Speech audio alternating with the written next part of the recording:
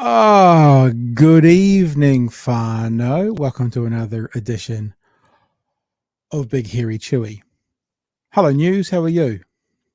See what I did there? I pretended to mess up the words and put them backwards just for fun. It's all topsy-turvy. It's all topsy-turvy. Going on. Hey, man.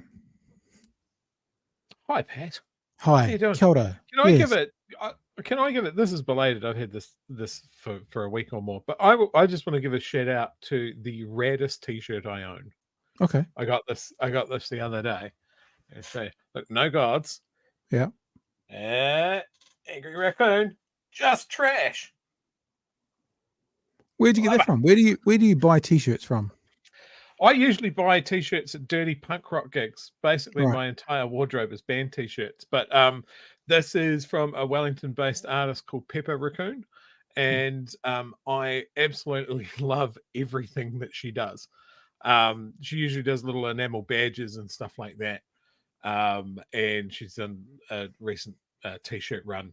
And I saw that design, and I was just like, I must have it. I must own it. It must be upon my body. That's very cool. So yeah, if people have heard of her, she's rad. If you haven't heard of her, she's even more rad, and you could go and check it out. pepperraccoon.com. There you go. Hashtag no sponsor. Yeah, I had to pay for this T-shirt. Fucking bullshit. Good to see you all. Kia ora, whānau. Good to be back again. A lot of stuff to talk about tonight. Too much stuff to talk about. In fact, we were just talking, Chewy and I, before we came on, that there's a fourth story that's only three. There, fourth story that we probably won't get to tonight. So there's, as always, there's too much to talk about. So we will just talk until we're finished, and then we will move on. But thank you for being with us tonight. Let's start off by saying a huge thanks to all our lovely patrons. And it's been a busy old patron time. Oh, I've got my big drink bottle in the way there. I've got to put that there. People are texting me at the same time. What are you saying? Okay. That's that. I'll talk to you about that text afterwards, Chewy. I've turned the sound off. Hi, back again. And now I'll do what I started by doing. That there. Oh, kia ora. Now, Anna, if you're watching tonight, so many names. Anna is our senior producer. Some merch comes with that. I haven't been in touch yet because I thought maybe next week. We're going to do next week a 1 week only drop for merch. It'll be literally for 4 days only. And the reason for that is I wanted to get out to you before Christmas. And I'm just not going to take the risk of kind of pushing up hard against the Christmas date. So next week there'll be a merch drop. So Anna, I'm going to be in touch over the weekend. You get some merch with yours. I think Kooky might be due some merch as well. I think those two layers. I'll just have to go and have a look. And rather than the normal merch we offer, which is this guy, the beardy guy down here, maybe you want a T-shirt from our new merch run. I thought you could have either. Okay, so kia ora. And I was going to say this because there's so many of them, I'm going to lose them on the screen.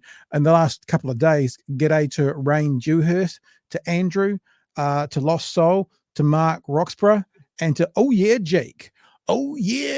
Jake, who are all new patrons in the last kind of 36 hours. It's been a busy old time on the patronage, on the Patreonage. So good to have you guys on board. And as I say, for the last 2 nights, in fact, you know what I'll do? I think I'll commit to doing it tonight. Just be with me. I'm going to write myself a wee note. Email invite to patrons. And I wrote the number 2 and I put a Z on the end of patron because I'm cool like that. Down with the kids. Down with the kids. Patrons. So it's been a busy old time. So thank you guys for coming on board. We really appreciate you, and we do value you. And I'm not saying this in a patronizing way, but even like a little $5 from you put into the storehouse, all piled together, does make a significant difference for us. And the example we do always give you is, the $600 video card we had to replace this year. So we do genuinely thank you for that, and we look forward to taking more of your $5. What else, Chewy? Anything else going on?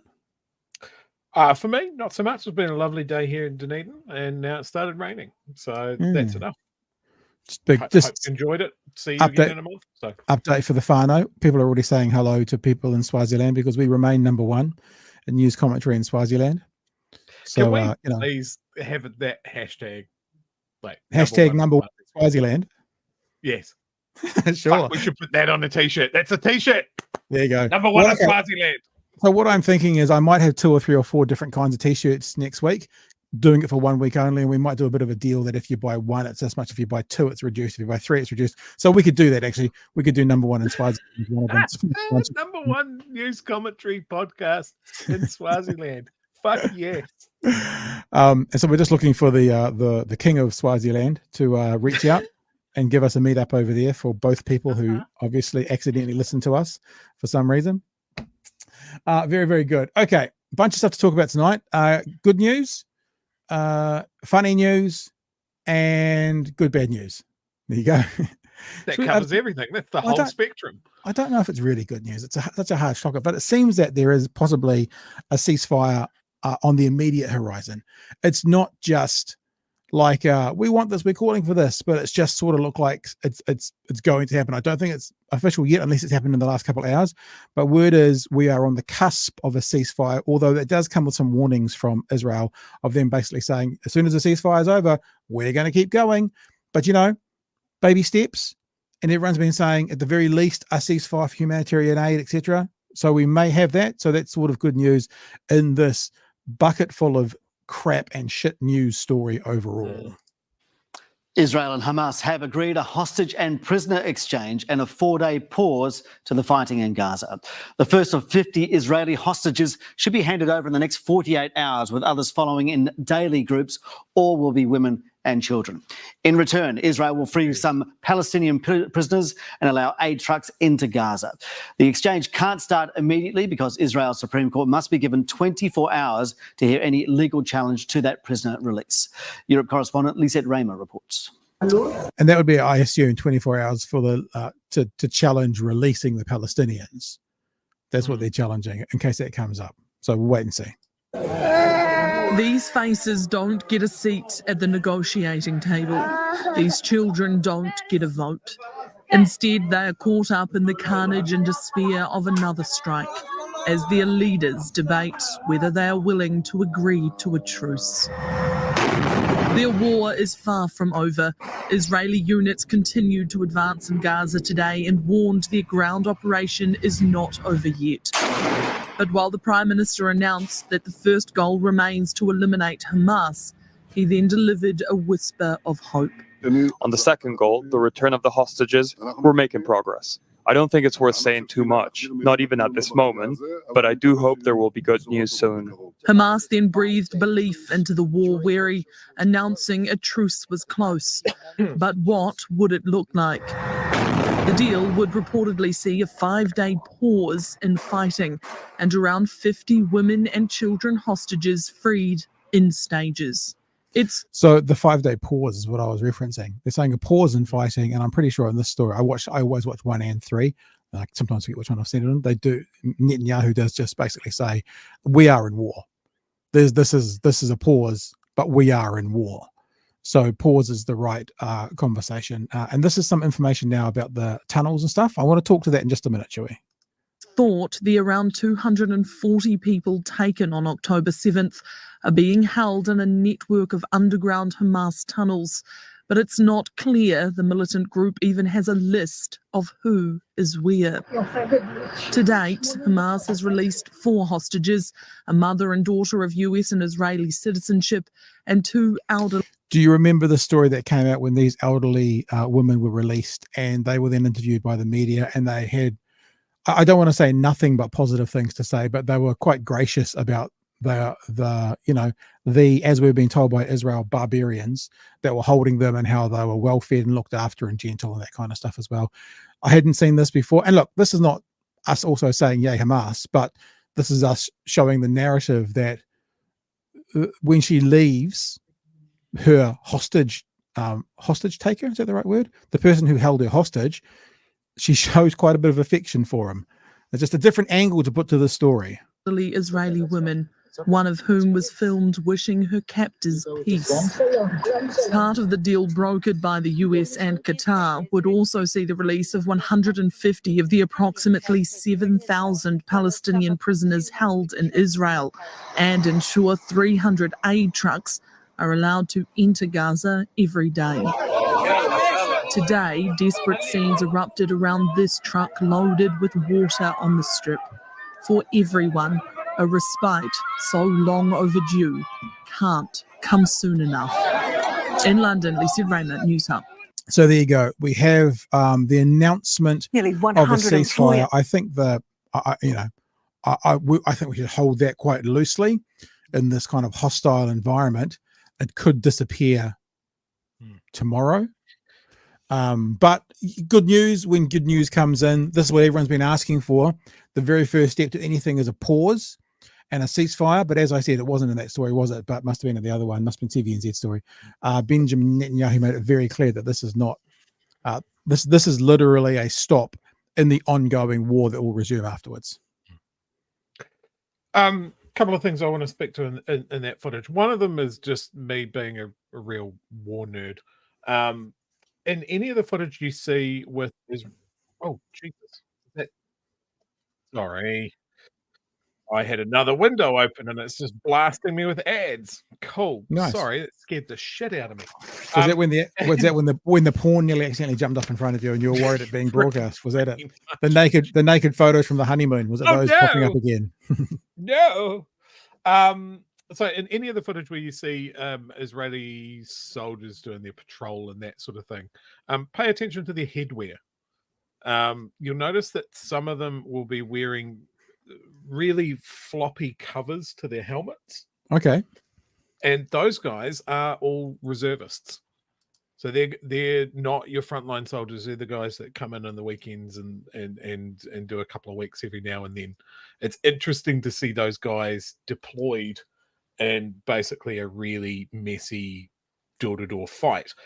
The other guys that you saw with like quite clean helmets with no covers on them and the ears uncovered, those are their frontline full-time professional soldiers. So it's interesting when you see those in the sort of so there are your reservists with the floppy hats.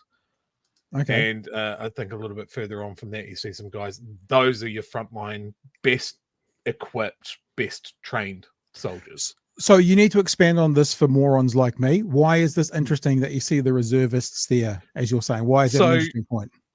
So for an army, the pointy end, the well-trained, the well-disciplined, the well-equipped is a relatively small part of the Israeli army. Because it's a small country. Most of the men and women in Israel are called up to serve. They have a conscript army, essentially. Yeah, I think everyone has to, don't they, when they're 18, basically? Yes, basically everyone. Absolutely. And so once you're in there, you can be called up. But of course, calling up your reservists means that you're pulling people out of their jobs. Yeah.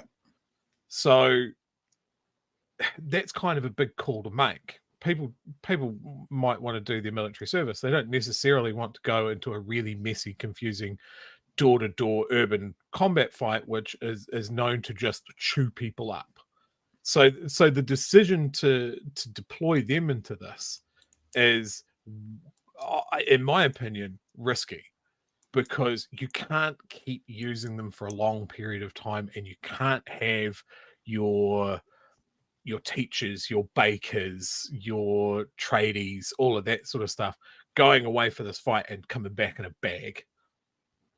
So I think it's a decision from the Israeli government to throw as much as they can at this to get it done so quickly.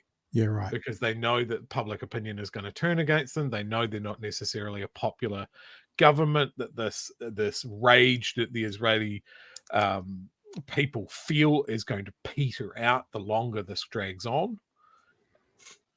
So yeah, I think that's an interesting little bit of analysis when you see that footage. It's also that, like, you know, we've heard there are polls in Israel of the citizens, that 75% of the population, now it's not every poll, but there have been polls, are pretty upset with what Netanyahu's doing, what the government's doing. And if that's a poll, a general population poll, then those reservists are more likely to be a part of the general population poll than the full-time hardline soldiers as well. So you could also have soldiers over there, reservists, who are like, don't really want to be here, don't really agree with this. There's more likely if they're reservists that they could be in that camp than if they were full-time hardcore soldiers. Wouldn't that be a fair analogy? Yep. I would say so too. And those options, when you're called up, it's like, we're calling you up to active duty, and here's your choice: you do what you're told, or you go to jail. Speaking of jail, they mentioned 7,000 Palestinian prisoners. What they haven't mentioned is the percentage of them that are children. Right. I don't know the exact numbers, but a large proportion of the Palestinians that they are currently holding are children. So explain that to me. Where would they get the children from? Have they been taken out of Gaza and kind of brought back across the border, or are they children that already are living in Israel? How do they end up being in prison in Israel with their kids? My understanding is, in the immediate aftermath of that, what is it, November 7th was that the attack? October 7th? October 7th. That they started gathering up Palestinians that were in Israeli territory. For whatever reason. Now, they already hold a large population of Palestinians in prison for political reasons or for just regular prison reasons. But certainly grabbed up a lot of people in the immediate aftermath of that attack to just like, okay, cool, we don't know about these guys, bundle them into prison, we'll sort it out later.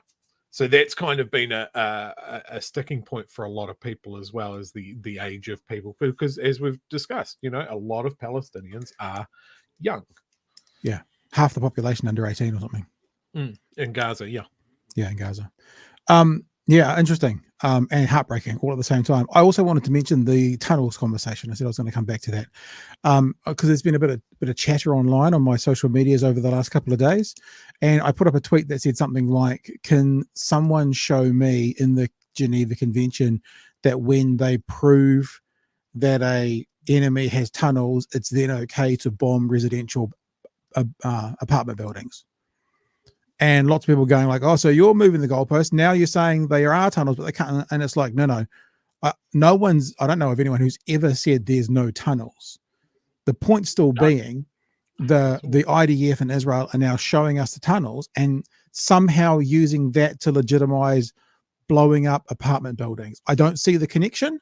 And I just wanted to state that publicly to the people who want to push back. It's like, if everything you're saying is correct about Hamas, and that they are using these for nefarious use, they're storing where all those things are correct, there's still not a direct link that goes, therefore, we can bomb apartment buildings and we can force people out of their properties using collective punishment, which I think by definition was you can't commit an act of war against an individual who hasn't directly caused that, that war, that issue.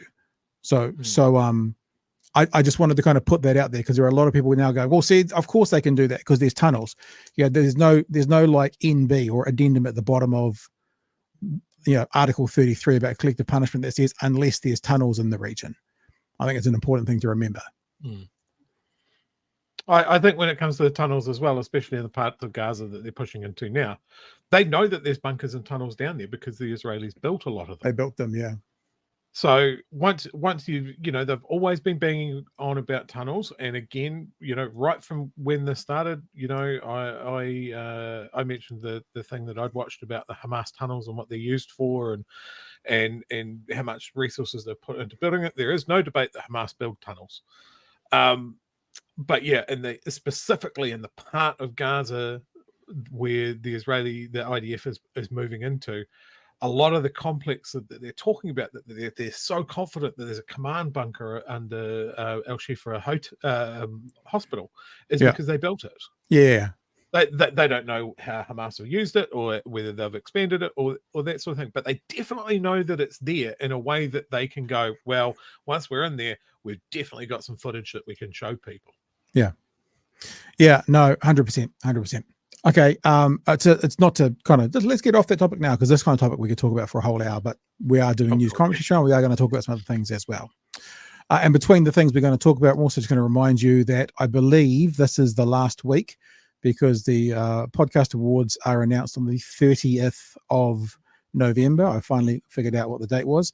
To get involved and vote for us in the New Zealand Podcast Awards. If you haven't done it already, I would really appreciate a vote, and would appreciate you getting one person to vote with you. So the job for tonight is for you to vote and get someone to vote with you. So you get 2 votes, or if you've already voted, find someone else to put a vote in for you, a flatmate, a sibling, a parent, an uncle, a mortal enemy. Doesn't matter who they are, you get them to vote. I've just put all the links in the chat. I'm showing it to you on the screen. It's nzpodcastawards.com/nominate, podcast name, email address, your email address, a link to the podcast, and a comment. And if you want to use a link to the podcast, best to use an audio link. It just makes it easier to, say who we are. I have put an example of an audio link in the chat as well, because but you could use a Spotify link, you could use a Google Podcast link. I've put in the Apple link, just to make it easy for you. Thank you very much for that. And as I said, what is it today? 20. So tomorrow's Thursday. So Thursday next week is when they announce the actual awards. So I'm assuming this is the last week, because then they'll have to tot up all the numbers. Gareth banned. Dead to me. I think he might mean this podcast, because don't we show Ryan Bridge on this podcast more than any other podcast, including his own? I think that might be the case. And also thanks, Gareth, for the late penalty fee. $8.99 from Gareth. Appreciate your generosity. On the topic we've just been talking about, the Palestinian Liberation Front inspired Ngā Tamatoa and the Springbok Tour protest after Donna Awatiri visited the feminist sect of the PLF in Cuba. I didn't know that. From Anakihi and a $5 super chat. Thank you for your generosity. Do you know that, Chewy? That sounds like a really interesting story. Have you've seen what's the Julian Dennison movie at the moment about the 81 Springbok Tour? What's it called? Uproar? Oh yeah, Uproar, which is Have you seen very it yet? good. Again, I thoroughly recommend people to watch that. It's awesome. Yeah, I haven't seen it yet, but I'm gonna check it out. Well worth it. Check it out. Probably at the movies as well. I might even do a. Do you ever go to the movies by yourself? Yeah, It's a strange thing to go. I don't know why. I mean, there'll be lots of people watching right now who have never gone to a movie theater by themselves. I think I might have done it once. It always feels a bit strange, but yeah, my partner's not very interested in this one. Some reason, not a fan of Julian Dennison. Wow. So I'm gonna. I might just shoot mean. along. I might just shoot along and check. I might even go on Friday. Who knows? On Friday, maybe. Okie dokie. Let's move on to the latest cat fight. This is kind of hilarious, and I'm pretty confident we know why this is happening. It's handbags at 40 yards between Winston Peters and David Seymour over the Deputy Prime Ministership. Is that what you say? Because now they are both fighting tooth and nail for it, to a point where some reports are going out that the coalition talks might have taken a step backwards today. Now, I'm not saying that's the case. There's just been some commentary out there that has said the coalition talks might have taken a step backwards. We're all pretty much expecting an announcement tomorrow, but this seems to be a pretty hard and fast disagreement between those two lovely ladies. And it's kind of hilarious to watch. Let's check out the story. Back here, who will be Deputy Prime Minister is one of the unresolved issues of the coalition talks, according to Christopher Luxon. The contenders, veteran warhorse Winston Peters from New Zealand First or ACT's David Seymour.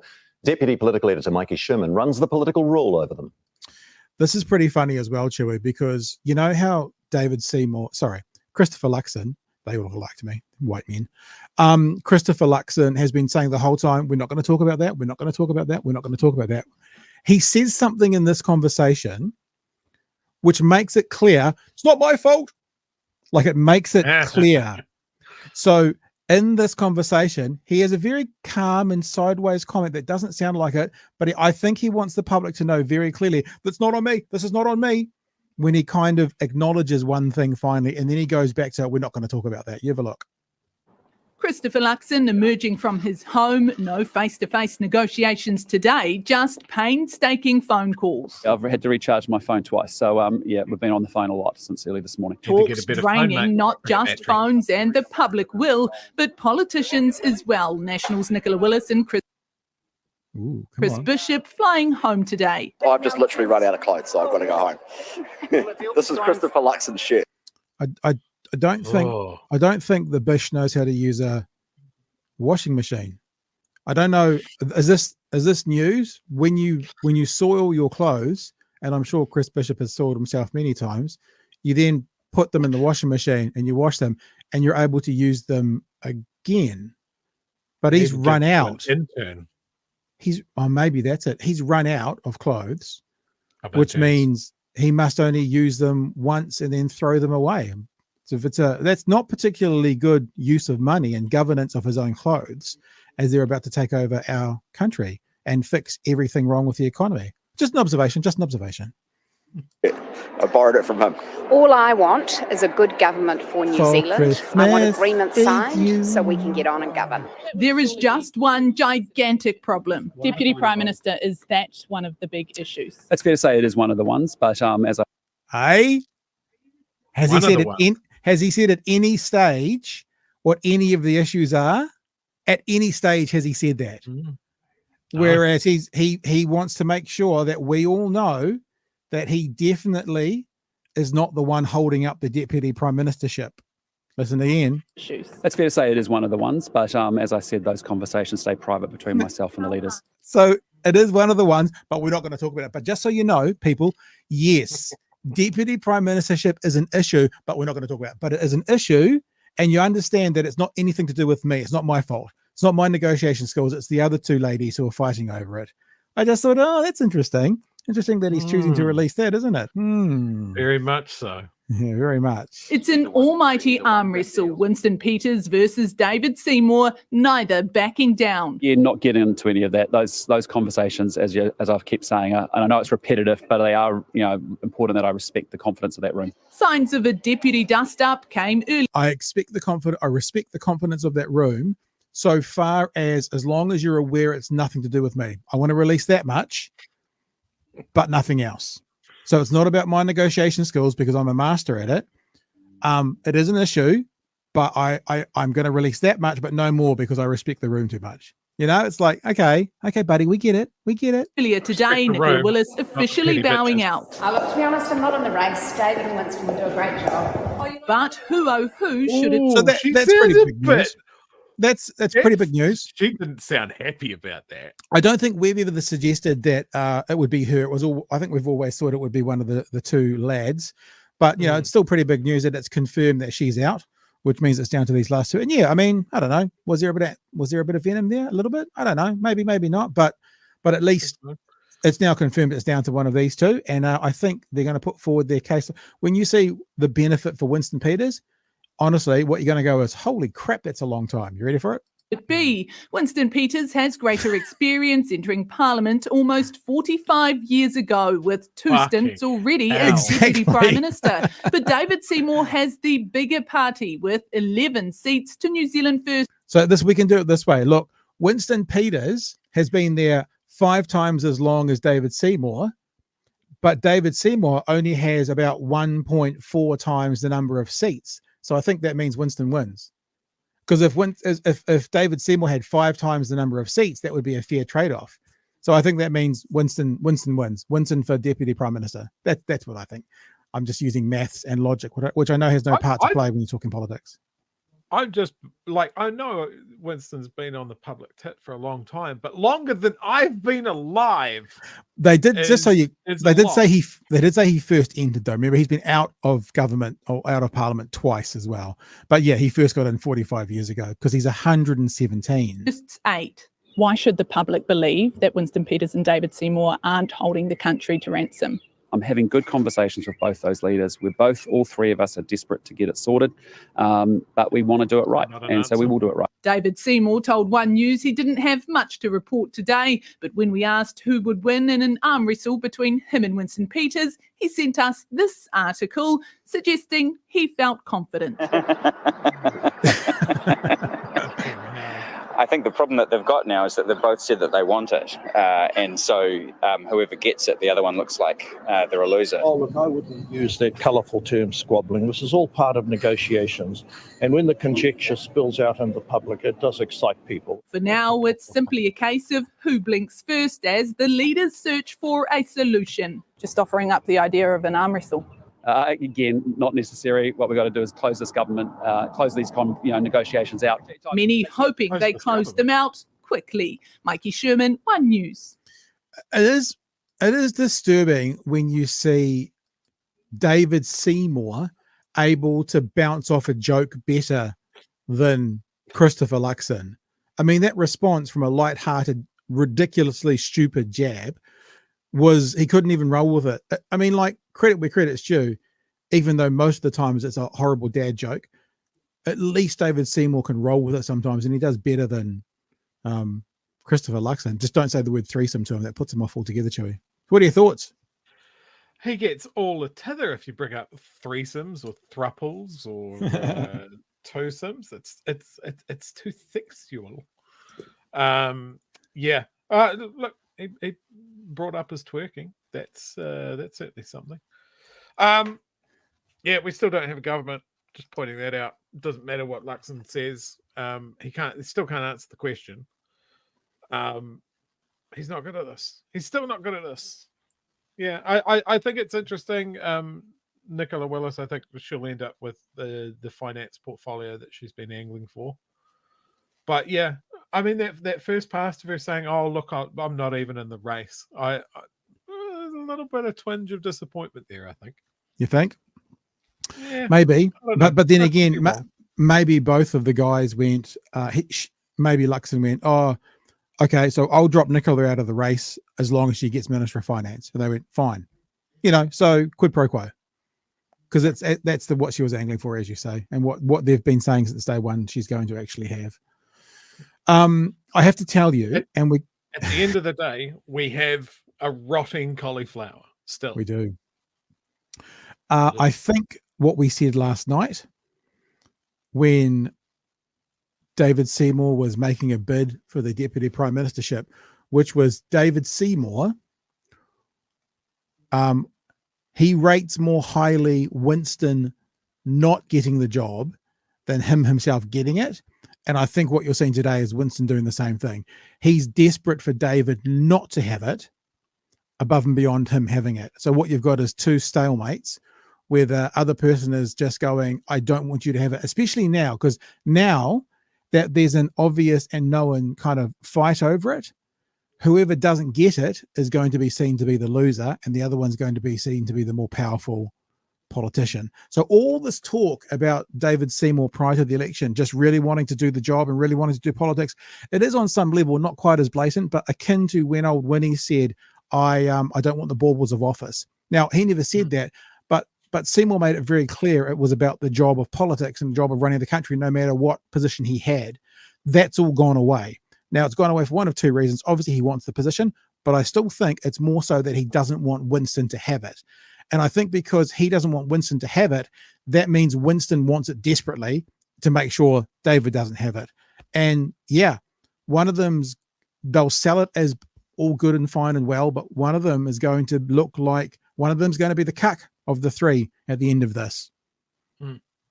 Hey, here's a question that sort of spirals out of what we were talking about the other day. We spent a lot of time talking about what Winston would be good at. Where's the best place for Winston to land? Where's the best place for Seymour to land?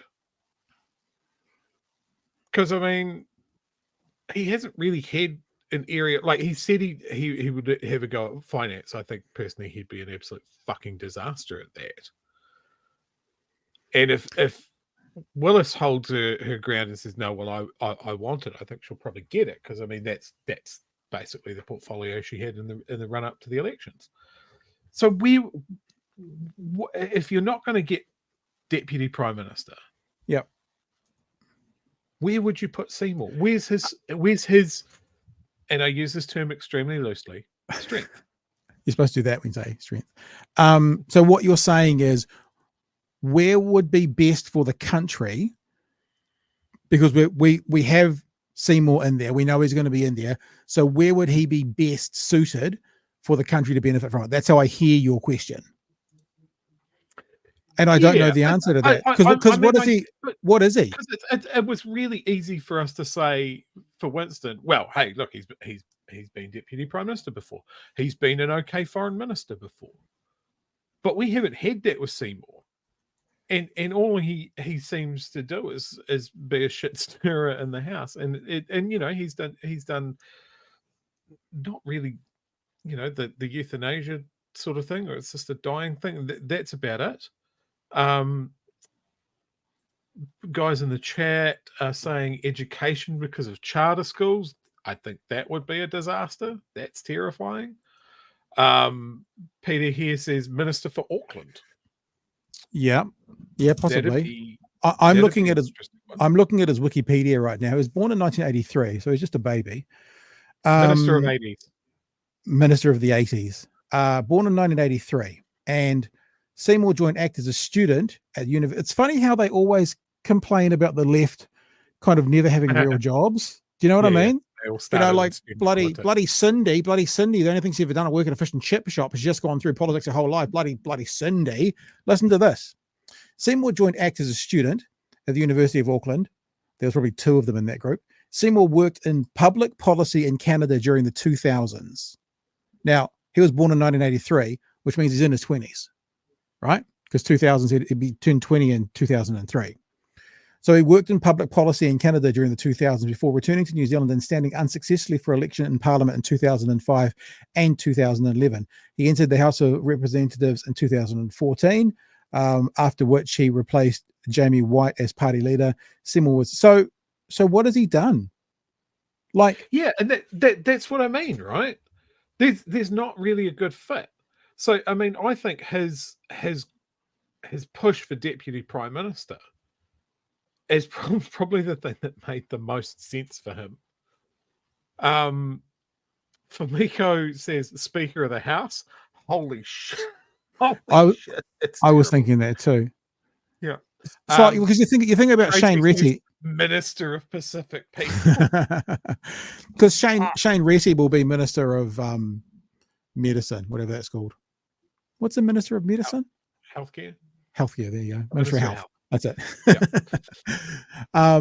Yeah, but I'm actually looking at David Breen, Breen Seymour, middle name Breen. And what has he ever done? I think he's got some university science behind him, but actually in the real world, what has he done? And it's like, as I say, isn't it funny that we always talk about we don't talk about, but there's this thing thrown at the left that all your politicians have never done a day's job, and they've always gone through student, you know, they've gone straight from student parliament, and it seems to be what he's done. Anyway, Chewy could get his Ministry of Twerks. Ministry of Twerks. That's very funny. Oh, that's a winner. Thanks for that, JK. Because like you've said, I mean, Winston Peters is a lawyer, or he's at least a qualified lawyer. He hasn't worked for about 1 million years at it, but you know, and he's got the experience of Deputy Prime Ministership, Minister of Foreign Affairs. You know, he's done all these things to lean back on. As you say, Seymour's been a shit stirrer and a troublemaker, and I mean, to his own end and to his supporters' end, right? And what is he actually qualified to be? I don't know. It's a really good question, and I don't know the answer to it. I think Minister for Twerks is probably the best one. Bring back the Ministry of Twerks. Bring back the Ministry of Twerks. Okay, some super chats that have been coming in. Thank you guys for the super chats. You're very generous. Hey, Spiders is with us. Spider Hoof. Good to see you. That is why the Lord of the Lies was calling it a ceremonial role yesterday.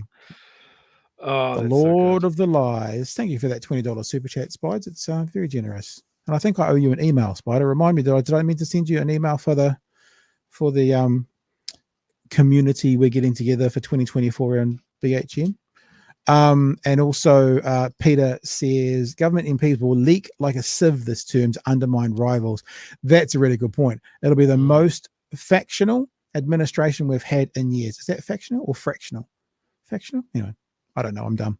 Thank you for the $5 super chat, Peter. Yeah, that's really interesting, actually. That's actually a really interesting point. Really, really interesting, because you're going to have, you know, people wanting to one up the other and get ahead of each other. Yeah, imagine this is what we've been saying, what everyone's been saying. How the hell can you expect to have a strong and stable government with Winston Peters and David Seymour in there who hate each other and are proving that right now, that they're also, you know, they're measuring their dicks. You know, I know no one wants to think about that visually, but that's what they're doing. They're also diametrically opposed in the way that they approach government. Yeah. Like, I don't think Winston's ever been like a small government proponent, has he? Like, he's because he's old school. It's they are not going to agree on fuck all. But this is the thing with supplying confidence. Once you've done it, or once you're a part of the cabinet, you can't not agree, at least in paper, even if you disagree. That's one of the things that's so difficult.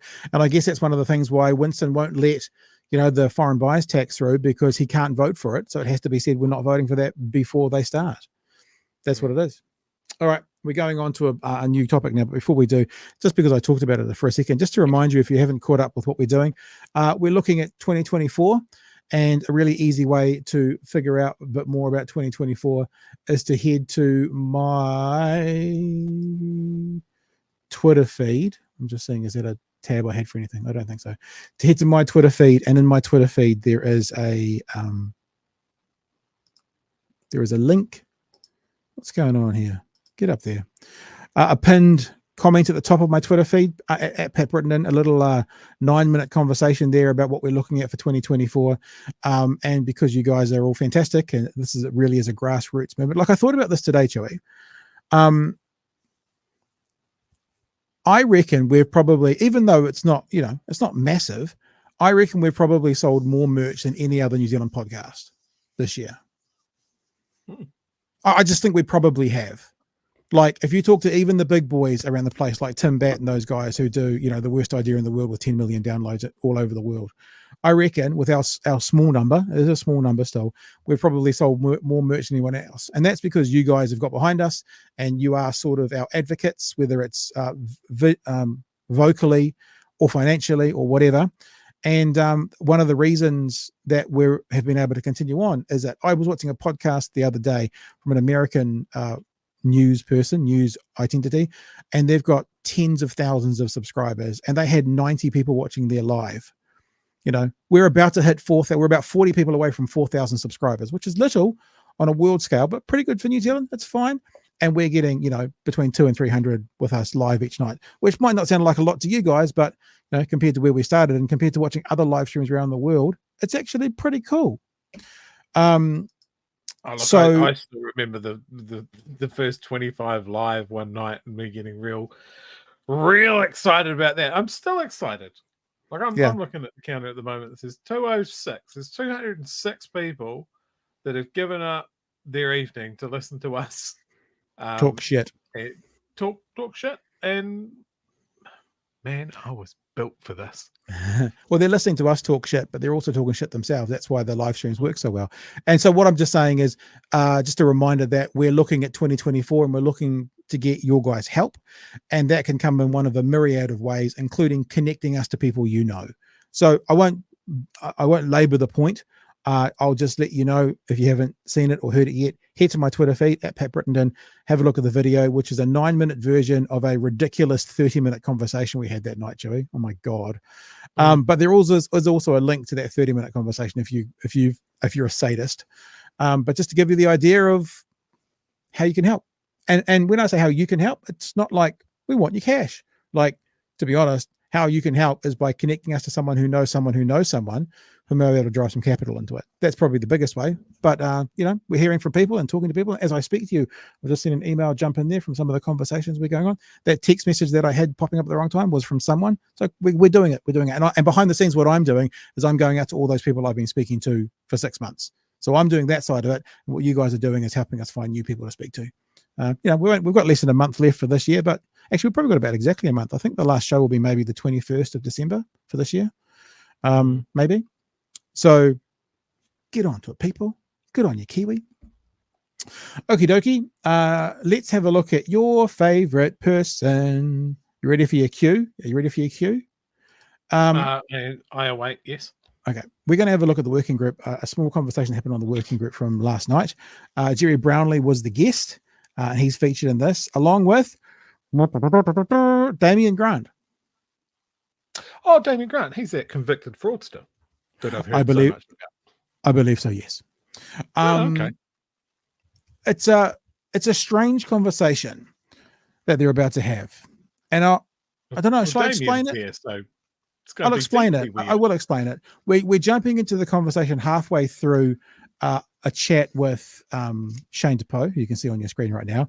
And he is talking about Chippy, right? He's talking about Chippy calling for a ceasefire. That's where this comes from. But then it goes into a conversation where Damien Grant sort of tries to equate, not directly, but to use as a comparison, Russia and Ukraine to Israel and Gaza. What? I haven't seen this clip, Pat. He's gonna fuck this up. Well, I'll say it straight away.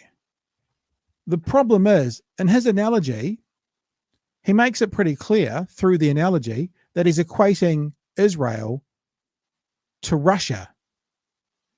Now, he is not a deep thinker. Russia are the baddies. Russia are the ones who are attacking and doing the illegal stuff. But in his analogy, okay, if I'm wrong, let's talk it out. But it sounds like to me that his analogy equates Israel to Russia. So let's have a listen. I think it was a good start because what he was doing is he was securing, which he failed to do leading up to the election, he was securing the home base on this issue because I think people on the left want a ceasefire and they want to see an immediate pause to the thousands of deaths that Damien ignores that are happening on a daily basis. All right, so ask me this, right? Because bombers Palestinians' kids' lives are not at the same value as Israelis' kids' lives. Get it? Well, that's a big call for you to make. No. This is actually really important. You want to know what he's all about? What Damien Grant didn't say to that was, no, that's wrong. Did you notice that? He didn't say, no, that's wrong. Shane Pou made a really interesting point about Palestinian kids versus Israeli kids, and Palestinian kids don't have the same value as Israeli kids. Now, the response from Damien Grant probably should have been, what a load of bullshit. But he doesn't actually disagree with him. He just says, that's an interesting call. Have a listen again. Because bombers Palestinians' kids' lives are not at the same value as Israelis' kids' lives. That's a big call for you to make. No. That's your view. Well, you don't put words into my mouth, Shane. But let's assume for the moment that we can trust the statistics produced by an organization that murders children for the vicarious thrill of killing them. Should we have? Let me finish. I'll come back to that. I'll come back to that at the end of the clip. What you just said. Who's he talking about? That's a mystery. It could be. I'll come back to that. That's my point, right? If it is true that there is a higher death toll in Gaza than there is in Ukraine, why is that? What's causing that? The density of people and bombs being dropped in those dense places. That is the reason. The reason is that the Ukrainians fight a war using soldiers on the front lines. Hamas fights a war by using schools and hospitals and civilian infrastructure. So do the Russians. The Russians are doing. So first of all, he said the Ukrainians fight like this, and Hamas fights like this. So he's comparing Ukraine to Gaza. By definition, that means he's also comparing Israel to Russia. And in his analogy, Russia are the baddies. So what is he saying? We'll just, unless you've got anything desperate there, Chewie, we've got more to play. I've got so much. Okay, well, you save up till the end, and then I'll step aside and turn my camera off, and you can go. All right, here we go. civilian infrastructure So do the Russians. The Russians are doing terrible things to the Ukrainians. Yeah, but the Ukrainians are fighting out there in the fields. Yeah. So if you are saying that the death toll in the Ukraine is comparable to the death toll, then the difference is because the Russians want to take out the Ukrainian military, and the military wants to take out the Russian military. They are killing. They're hitting civilian infrastructure. Yeah, but if what did you get the year but? Yeah, but means I know, but you are saying is that the death toll is exponentially higher. It's because Hamas used civilian infrastructure to hide behind. It's because they dropped the most densely populated area. Let's hear it, Gerry. Go for it, Gerry. You break in and tell us how it is. Jerry's here now. Destruction through war, none of it is ever any good. We started this by saying, was Chippy jumping the gun, or was he just being political or whatever on saying this stuff? Look, there are huge international efforts, Shane's right, going on at the moment. New Zealand needs to position itself firmly in the camp of an enduring peace inside that particularly small part of the country. It's the size, the whole landmass is the size of the Kaikoura electorate. Exactly. So just north of Christchurch up to about Nelson. Yeah. That's how big, tiny. And the Gaza area is a much, much smaller part of that. So it's a terrible situation, no question. But look, getting into arguments about ceasefire or not ceasefire, I think that's politicising things here. We don't need to. We just need to be on the side that says, ideally, the two-state solution, but recognise that there was one aggressor here. It's very hard to talk to because they are terrorists.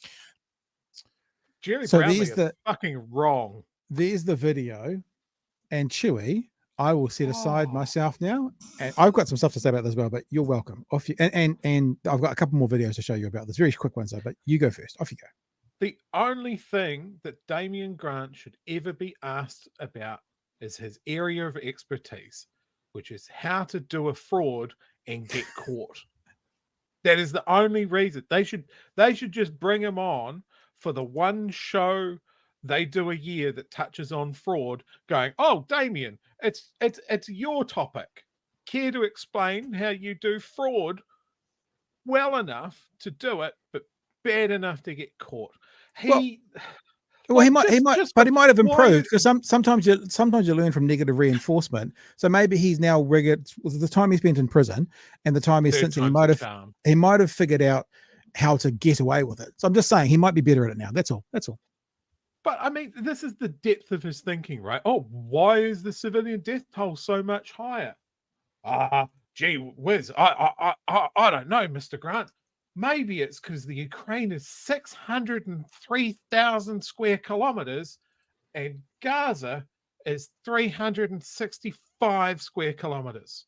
So maybe there's a difference there. That's the exact I don't one. know. It's fucking crazy. So that's one of the exact points I was going to say. When he said because Ukraine is out in the fields fighting back, there's no fucking fields to go out to fight back. So fields. Like without standing up for Hamas, like just logistically, where are they supposed to be? Where is this enemy supposed to be when it's one of the most densely populated places in the world and they don't have thousands and tens of thousands of open acres to get out there and meet the enemy in? Now, I'm not saying that they would do that, but of course they're not out in the fields, probably for two reasons. One is that Israel is armed by America and is the most sophisticated weaponry in the world to fight with. And secondly is they don't have any fields, Chewy. The second aspect is this kind of reframing of the fight in Ukraine as this traditional honorable war of two armies meeting each other in the field of battle, despite all the evidence over the last 2 years that Russia will quite happily sling cruise missiles at civilian targets, train platforms, power stations in the middle of winter, all of that stuff. And it's just because Ukraine has been able to push them back enough that it has become a more traditional war.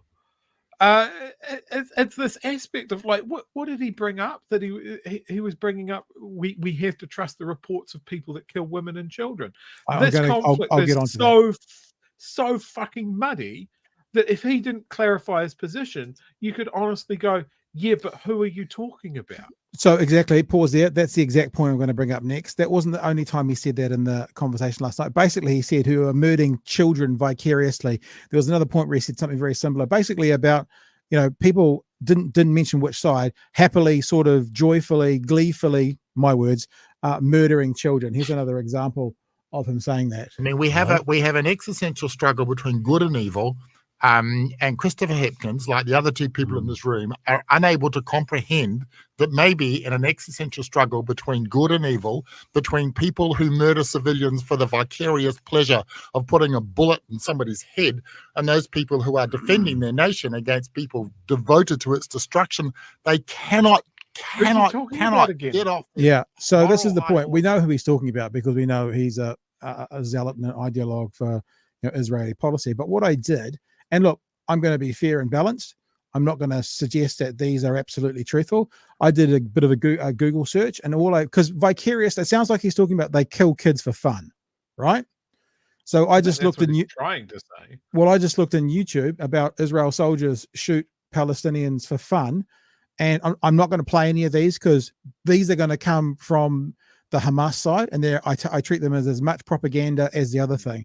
But there are dozens of accusations of Israeli soldiers arresting children. These aren't all of just that, but it's everywhere.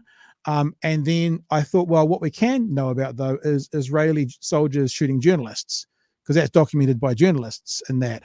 And this again is not in a way to say, so all's fair in love and war, but it's somebody in Damien Grant who is treating this conflict as so black and white, when, as you said, Chewy, which is the first thing I thought of last night, when he started talking about vicariously murdering children and that, I thought exactly the same as you. Hang on, which side are you talking about? Much like this debate that continues to go on, that Hamas has committed war crimes and Israel has continued to commit war crimes. It seems that a lot of people can't do both. Like there are lots of people who are talking about Israel has committed war crimes and Hamas has just responded. It's not accurate.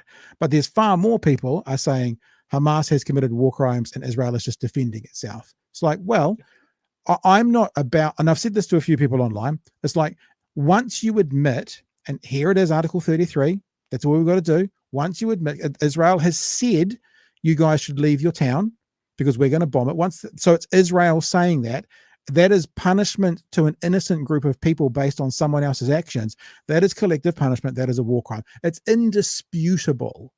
Once you admit to that, supporters of Israel, and saying that, I'm not a supporter of Hamas. I'm a supporter of truth, actually. Once you admit that, then we can continue an honest conversation about where to from here. Look, our side committed war crimes. People have been talking about Hiroshima like as a gotcha back at me. And I'm like, yeah, war crime. 100% war crime. So let's continue the conversation now. So zealot and ideological supporters of Israel, once you admit to the war crimes and you admit that your side, quote unquote, is committing them, then we can have a real and authentic conversation. If you just say Israel is defending themselves, no war crimes, their right to do it, then it's a pointless conversation. Chewy. And there's this real black and white, the false equivalency between the Ukrainian struggle and what's going on here in Israel is just, there is no comparison. You can't do it. The framing's wrong. The history's wrong. It's just false equivalency from a fraudster. The other part that really bugs me, and you see this with a lot of pro-Israel stuff, is that, again, it comes out of Israel's right to defend itself. Hamas want to wipe Israel off the face of the earth. Hamas don't have the technical or strength to do that. Like, Israel has had literal wars of self-defense, of protecting their very existence, when every country around them decided to team up and push them into the sea twice. There is your argument that Israel has the right to defend itself, which I think it does. I think Israel deserves to exist. I also just, like Gerry Brownlee said, The solution is a two-state solution where the two states are working together, and one state isn't holding the biggest stick in the world over someone that can maybe chuck a few rocks every now and then. That it isn't something that the bigger country there is constantly nibbling away at the settlements of the other one. They're not fair dealing. Yeah. And this thing of you can't have a ceasefire, but we want a two-state solution. How do you get there, Gerry? A good start would be a fucking ceasefire, because it's not just going to go bingo, bango, two-state solution, problem solved. Like, Gerry Brownlee doesn't know about it. Kermit the Fraudster Frog doesn't know about it. It's so very disappointing. I just got that. These guys can't just go, we need a ceasefire now. There's an awful lot of children dying that don't seem to be responsible for the attack that kicked off this fresh wave of violence. Now, that's really easy thing to say as well. This fresh wave of violence, because it's not the start. This isn't the start of something where people have gone, oh, Hamas blew up the fence and then went on the rampage, and that's the start of the problem. It's not. And it's these people that don't understand the history and how the deck has been stacked to get to that point. Yeah. And the moment that they wade into it with a solution, you're not operating with all the information. You're not operating with any of the context. That is why history is important. Rant over. I noticed on Instagram today, Emma Vigland now works with Sam Cedar in the Majority Report. She used to work for TYT, the Young Turks. She had a very interesting, what do you call it, post, I guess, on Instagram? I don't know. And she writes, the second Nakba, the 21st century trail of tears, hundreds of thousands made homeless, forced to leave their community forever because the only other option is being killed by Israel with US tax dollars. And here's some pictures. Here's some pictures of people being forced to leave their homes. Now, people will say, well, they could stay if they want, but they're being forced upon threat of death. So if you stay, you die. Yeah, sorry, Cherry, go. Look at all these dangerous people. He looks like he might take up arms, and be a real threat to Israel. Sorry, bro. He's got a stick. Better call it an airstrike. There was a comment in the chat last night, and I didn't want to talk about it then, but I've seen it a couple of times since then as well, of like, well, why don't they just go to Egypt? Why don't they just go to Jordan? Why don't they just go somewhere else? Part of the reason is, once they leave, Israel won't let them back in. You have to have a permit to go from Palestine to Egypt and that sort of thing, and it's given by the Israelis. They control the entry into those territories. This is why it's not like we talk about Palestine being its own country. It's not. There's big chunks of the Israeli government that do not want to acknowledge the fact that Palestinians as a people, as a nation, as a part of land, exists at all. And for a lot of them, the goal is to push them out and the land become part of Israel with Israelis living on it. That is what they have been doing for decades in the West Bank with their armed settlements and that sort of thing. So if they push a whole lot of people out of Gaza, they end up refugees living out their lives in tents in the Sinai Peninsula, and it's Egypt's problem. Fucking perfect. So these people know if they leave, they can never come back. And these are people that have been living on Palestinian land for generations. It's so deep. It's so, I think, for a lot of New Zealanders in such a young country, so hard to comprehend. And I think there's a reason why a lot of Māori people have a specific affinity for what they're seeing, because what they're seeing is colonization. Yeah. This is interesting from Darren. Darren says, when is Aotearoa going to recognize the state of Palestine? Shame on us.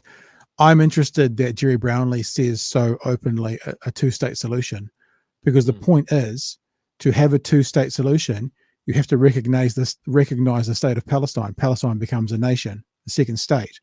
So all these people who are calling for a two-state solution but are backers of Israel, whether it's behind closed doors or not, are actually, I think it's lip service. Because if you're calling for a two-state solution, what you're calling for is Palestine to be its own state. So why are you beating around the bush? Why don't you just do that now and help take the venom out of this, out of this whole thing? I don't quite get it. The other thing is you were saying about, if they leave Gaza, they then won't get back in. How about fuck you? Why should I leave my home? I mean, I know it's very different, but imagine wherever you're living in New Zealand or the world, 27% of us who watch us from off New Zealand shores, being told you can be safe, or like for New Zealanders, you can be safe in Australia. You should go to Australia because you'll be safe there. Go on, you should go to Australia because you'll be safe there. It's like, why? Why do I have to leave my home? Like, I think in New Zealand, we don't have this this context as well because we don't have borders with any other country, right? But going between countries in a land mass that has multiple countries, as Chewy says, it can be as difficult to get back in as going across water. And I just also come to that thing. You're right, Chewy, about, they might find it difficult to get back in, but why would we be okay? Why would anyone be okay with people being forced to leave their homes? Why would anyone in the South Island, Christchurch people, Cantabrians, just go to Auckland, you'll be safe. Just go to the North Island. Just go. Just leave Christchurch. Why? This is home. This is where I live. This is where my family is. This is where my business is. This is where my kids grew up. That's the house I grew up in. Why? I agree with you, Chewy. I agree with what you're saying, but I'm also saying, even more simply than that, why the fuck should we leave? You've already pushed us into this corner of the world, and now you're telling us to leave here as well? And what that is, when people say, well, they could just leave, what that basically is this word that's somewhat weaponized in some context, but is that whole victim blaming. Oh, if your apartment building's getting blown up, you should just leave the city. Oh, okay, lady walking down the street. If you're going to get raped, maybe you should wear more demure clothes. It's like, no. How about we just don't bomb the apartment building? Maybe that's the answer, Joey. I mean, I saw a piece of footage that really put it into perspective for me, and it was a Palestinian family that were being pushed off their land by Israeli armed settlers.